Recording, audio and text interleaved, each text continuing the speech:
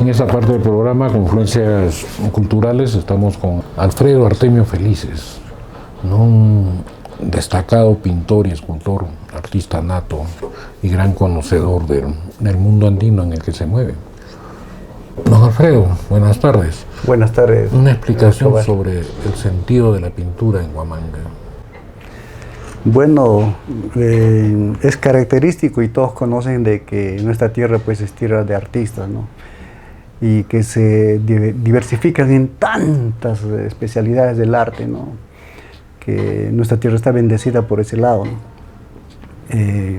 Ayacucho es característico a nivel del Perú, ¿no? Inclusive todas sus provincias, ¿no? Estábamos hablando de Sarwa, ¿no? Un pueblito increíblemente que tiene su propia forma de dibujar, ¿no? No es occidental, es característico de ellos, ¿no? Y así cada lugar, ¿no? Podríamos hablar pues, de que Ayacucho es, como dice su nombre, no tierra de artistas, ¿no? Claro.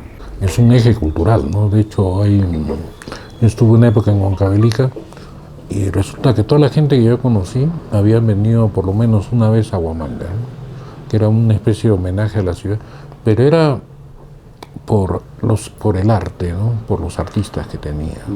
De alguna forma, esto se ha ido desdibujando con el tiempo, ¿no?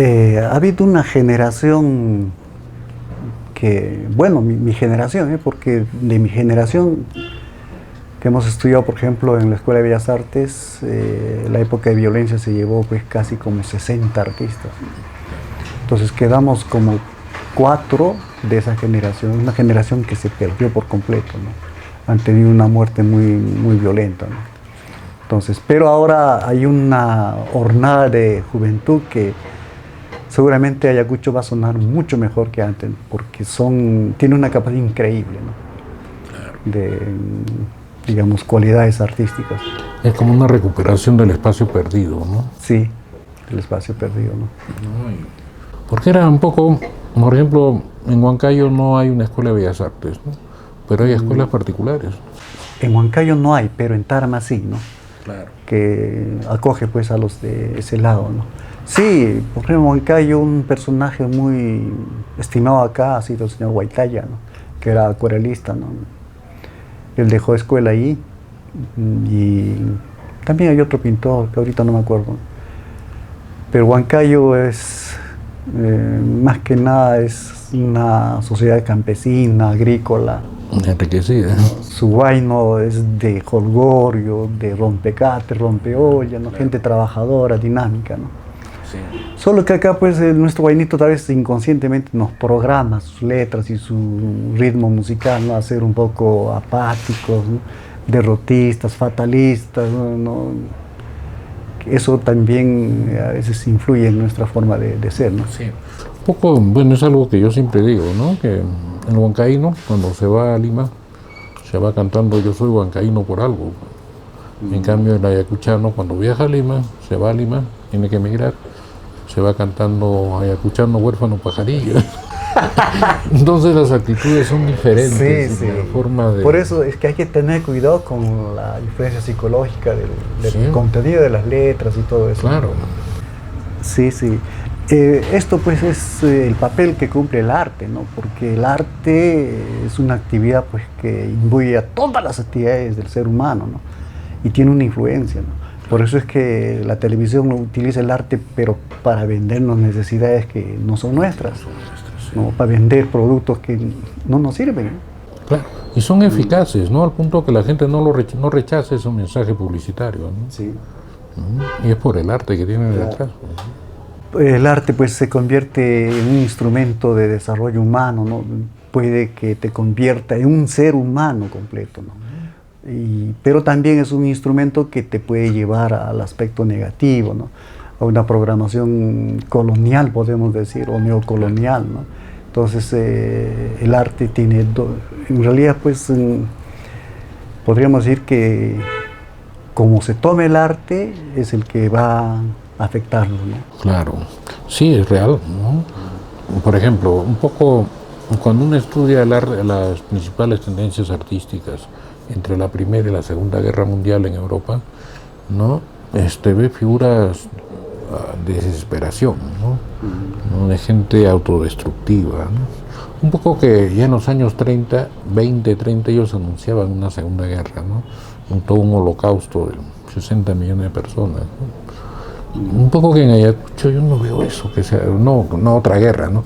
Sino que se vea nada en los pintores hacia el futuro, ¿no? Tú tienes razón cuando dices de que a veces se manifiesta a través del arte los estados emocionales de un determinado grupo humano, ¿no? Los artistas a veces intuyen, ¿no?, por su misma condición, a acontecimientos que los hechos de ese momento están conduciendo y se adelanta al futuro, ¿no? Claro está, acá de repente no ha sido tan grande, ¿no? Pero, por ejemplo, los años de violencia han programado en los artistas también un tipo de pintura que está ligada a esos momentos violentos, ¿no? Claro. Entonces, es canto a la muerte, al sufrimiento, al dolor, ¿no? Entonces, se reflejan en sus obras, ¿no? Sí. Pero otros ven más allá y dicen, no, la muerte es un acontecimiento, pues, accidental, ¿no? Porque la vida continúa, ¿no? Entonces,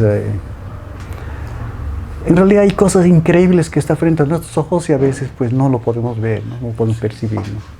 El mismo sentido del ser humano, ¿no? ¿Quién soy, no? Si soy un ser biológico que tiene su caducidad y ya, de ahí no pasa, o es que adentro hay otra cosa que nunca muere, ¿no? Que muere y me hace trascendente, ¿no? Claro. Pero el arte creo que de alguna forma cumple esa función también, ¿no? Nos hace trascendentes, ¿no? Podemos pasar a otras vidas una vez que hayamos muerto, ¿no? A través del arte, ¿no? Sí, es que hay cosas, por ejemplo, la religión es un, digamos, elemento tremendamente perturbador, ¿no? Porque nos hace buscar a la divinidad o a Dios en un lugar que jamás lo vamos a encontrar, fuera. Nos programan que está en la iglesia o está en el altar, ¿no? Dios no está allí, está adentro, ¿no? Entonces, jamás nadie nos enseña a buscar adentro a la divinidad, ¿no? Claro. Entonces, y hay unas cosas increíbles en nuestro mundo, en nuestro universo interior, que es tremendamente vasto, ¿no? Sí. Entonces, el hecho de conocerse uno mismo quién es y descubre que es un ser espiritual que nunca muere, que solamente va cambiando de cáscara, ¿no? Y que retorna por leyes del universo, ¿no? Retorno y recurrencia, ¿no? Claro. Entonces, generalmente los artistas generalmente encuentran el hilo de la madeja y van entrando a conocimientos que no tienen los demás, ¿no? Claro. Que no tienen los demás. Entonces reflejan en sus obras eso que ellos, pues, han llegado a conocer, ¿no? Sí. Por ejemplo, Goya, en sus últimas etapas, ¿no? Todo el mundo, pues, se trastocó, como ya no era mudo, no escuchaba, era sordo, y que pintaba tontería y media, ¿no? Pero era aquelarres, endemoniados, brujas y todo. Él estaba narrando a través de sus obras lo que no podía hablar, porque si hablaba la Inquisición lo quemaba. Entonces estaba ahí denunciando de que habían entidades que se alimentaban de los seres humanos. Ahí tenemos esa de Saturno devorando a sus hijos, por ejemplo, es un cuadro sobrecogedor, sí, ¿no? Ahí está denunciando, ¿no? Que hay entidades que se alimentan del ser humano, nos crían como una granja, ¿no? Y que viven de nuestra energía vital, ¿no? Entonces, no solo él, ¿no? Un montón de artistas. Sí, y sus majas que eran impresionantes, ¿no? Claro. Como estoy viendo acá ahorita una. Sí, es una modelo, ¿no? Sí. Una modelo. ¿No? Pero eran, no sé, Goya, los fusilamientos del 2 de mayo, por ejemplo, qué fuerza para expresar lo que sí, sentía en ese momento esa gente, ¿no? Sí. Bueno, pero en Ayacucho hemos tenido momentos así, pero no hemos tenido un artista que los plasme, ¿no? Por ejemplo, Claudio Martínez ha estado pintando siempre ese tipo de temas, ¿no? Con él, por ejemplo, hemos tenido varias veces una conversación, ¿no? Que yo, en mi caso, yo jamás voy a pintar esas cosas, ¿no? Porque nos programamos para repetir el plato, ¿no? Claro. ¿No? Entonces hay que salir de ese tipo de programación, ¿no? Entonces, ¿qué es lo que siempre continúa? No es la muerte, es la vida. ¿no? Entonces yo dije, sí, yo voy a pintar siempre a la vida, ¿no? Voy a pintar la vida, ¿no? A pesar de que en mi juventud, desde mi niñez, bien metido en política, ¿no? Claro. Entonces estaba perseguido por ambos lados, ¿no? Había un taller, el artista de la época, que ha sonado a nivel no solo nacional, sino todos sus trabajos se publicaban en Pekín Informa, China Ilustrada, ¿no? Había comentarios sobre sus trabajos. Entonces allí todos habíamos acordado poner TAE en las obras de arte de propaganda revolucionaria, ¿no? Pero algunos pues ponían su apellido más, eso les ha marcado para que les tiren cuello después, ¿no? Claro. ¿No? Entonces, en esa época sí se hacía pues un tipo de arte de propaganda revolucionaria, ¿no? Claro. Pensábamos pues de que la única forma de encontrar la justicia social era a través de la forma violenta, ¿no? Sí. Fue una generación, ¿no? Sí. Que es la mía también, ¿no? Claro, yo he conocido a Edith Lagos, pues, ella iba a ser monjita, ¿no? Un amor de Dios, ¿no? Un alma muy, muy bella. Pero conoció la prédica pues, de Abimael, y porque más tarde uno se da cuenta de que la historia no nos presenta una triada, ¿no? Una tesis que dice primero tiene que cambiar la sociedad para que el individuo cambie. Y en función a eso se hacen las revoluciones y todo, pero la historia nos demuestra que eso fracasa rotundamente, ¿no? Claro. La antítesis dice que no, primero tiene que cambiar el individuo para que cambie la sociedad. Eso no se va a dar, ¿no? Parece utópico, ¿cuándo va a cambiar el hombre? No, es que el individuo se... Y la tesis dice, pues no, si no cambia el individuo, no cambia la sociedad. Claro. No, o sea, la síntesis, ¿no? Claro, pero es que el ser humano cambia según sus necesidades, ¿no? Si necesita moverse así, se va a mover así, y si necesita hacerlo así, lo va a hacer así. Ese ha sido pues, el rotundo fracaso de Mao Zedong, ¿no? Porque se dio cuenta, ¿no? Que no bastaba el poder económico ni el político, ¿no? Tenía que cambiar la forma de pensar de la gente. Claro. Se hace el libro rojo, ¿no? Las 5 tesis, y quiere cambiar a los chinos a la fuerza, pues, ¿no? Sí. Genera la revolución cultural proletaria, se mata a millones de chinos y no cambió nada. Porque nadie cambia, pues obligado, ¿no? Y peor, ¿no? O sea, desde su posición, ¿no? Porque lo que vuelve después es justamente la antítesis, ¿no? Ya una China que, como decía Deng Xiaoping, ¿no? Que no le importa qué color sea el gato con tal de que case ratones. Y punto. Claro, ¿no? Entonces, pero un poco volviendo al arte en Ayacucho, yo siempre he encontrado mucha pintura naturalista, ¿no? Hay muy poco abstracto. Porque siendo Ayacucho un pueblo tan religioso, ¿por qué hay tan poca abstracción en la pintura ayacuchana? Habríamos que ver eso, ¿no? Por ejemplo, este cuadro de acá no existe, no es real, porque es producto de la imaginación, en realidad es abstracto, claro. Pero es figurativo, ¿no? Lo increíble es que cuando yo entré a la Escuela de Bellas Artes,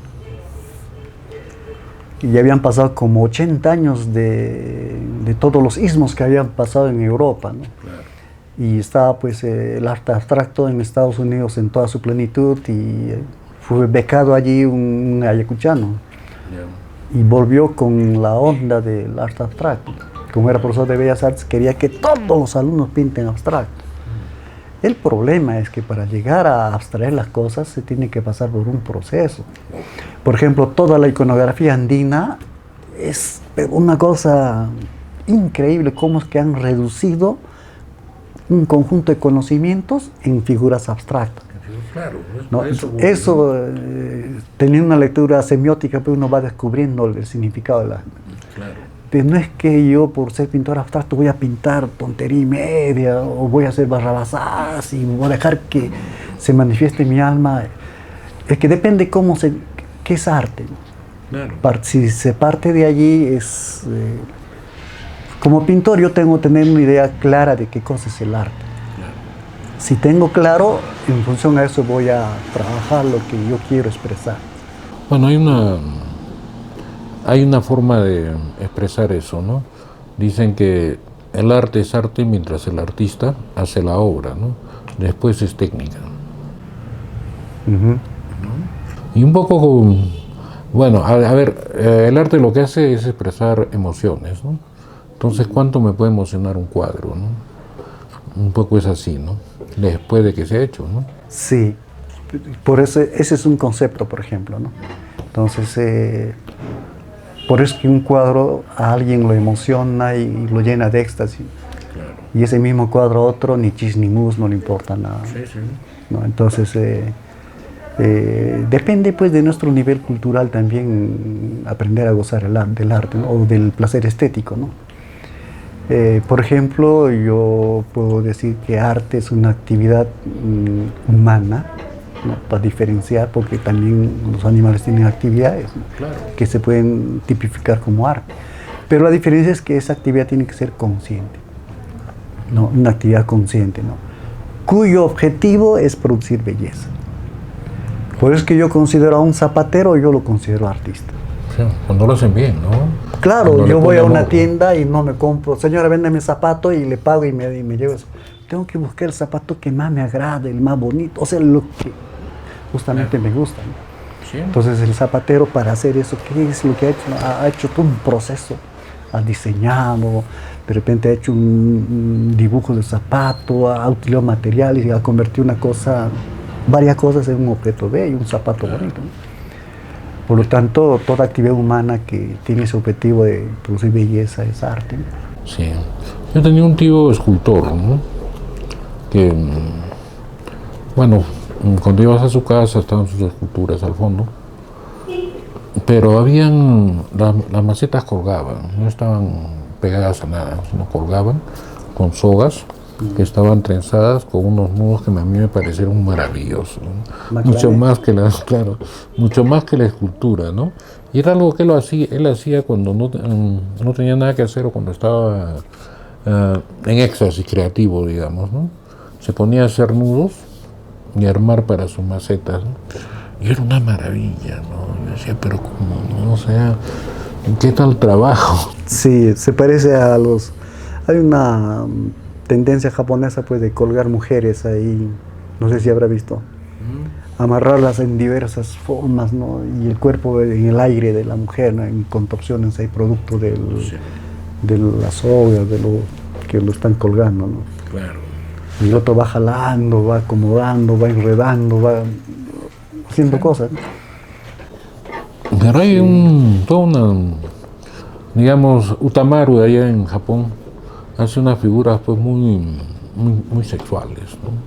Para nosotros, ¿no? Pero Sí, para el japonés claro. era natural, ¿no? Igual que... Es que sí, pues, inclusive pues ahí se considera el sexo tántrico un sexo sagrado, ¿no? Claro. Y que no está lejos digamos, del sexto mandamiento que antes estaba en el Decálogo. Claro. El sexto mandamiento, no sé si te acuerdas, era no fornicar, Sí, sí. pero después se cambió con que no tener pensamientos impuros, ¿no? Ya. Entonces yo he sido bien católico de chiquito, pertenecido a la hermandad de Niño Jesús de Praga, a la Legión de María, incluso iba a ser sacerdote. Pero como leía la Biblia empecé a encontrar contradicciones que quería que me aclaren, pues, ¿no? Claro. Entonces una de ellas ha sido pues esa justo, padre, ¿qué es fornicar? Claro. Entonces lo clásico, hijito, fornicar es derramar el semen, no, tener relaciones sexuales antes del matrimonio. Ya. Pero si es mandamiento debe ser para todos. Entonces los casados sí pueden fornicar, para ellos no es pecado, Claro. ¿no? Entonces no podía cómo explicarme eso. No tienen... Entonces, ¿qué sucede? Y en la misma Biblia misma dicen, fornicar es derramar el semen. Claro. Entonces ese mandamiento dice no derramar el semen, tanto solteros como casados. Lógico. Deben tener su relación sexual, pero sin derramar el semen. Sin el coito interruptus. Claro. Y allí hay un misterio increíble, grande, ¿no? Digamos, es la piedra de tropiezo, roca escándalo, es la piedra filosofal, es el trabajo de transformar el plomo en oro, la transmutación de la energía sexual. Hay un grupo humano que se llama Sociedad Oneida, Ya. y justo ellos trabajan con la transmutación de la energía sexual. Claro. Y los hijos que nacen de ellos sale un hito o dos. 3 años están hablando idiomas, 4 o 5, tocando instrumentos, 12 años tienen el conocimiento de ingenieros, etc. Una raza ¿qué según dice están preparando para la sexta raza? Porque esta quinta, la raza aria, se va al tacho. Sí, o sea, yo creo que ya con esto la pandemia y la forma de destrucción que se están dando, ya, ¿no? Entonces, seguramente vendrá otra.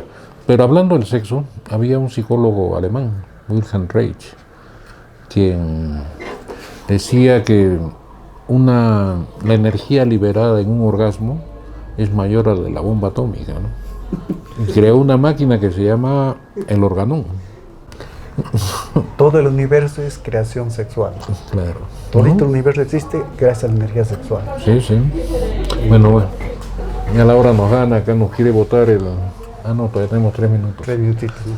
Finalmente, ¿no? O sea, ¿qué decirle a los jóvenes artistas, no? Mira, este es un punto de reunión, está llenecito de jóvenes. Claro, es una academia. Porque justamente conversamos de diversos temas y yo quiero sembrar la duda.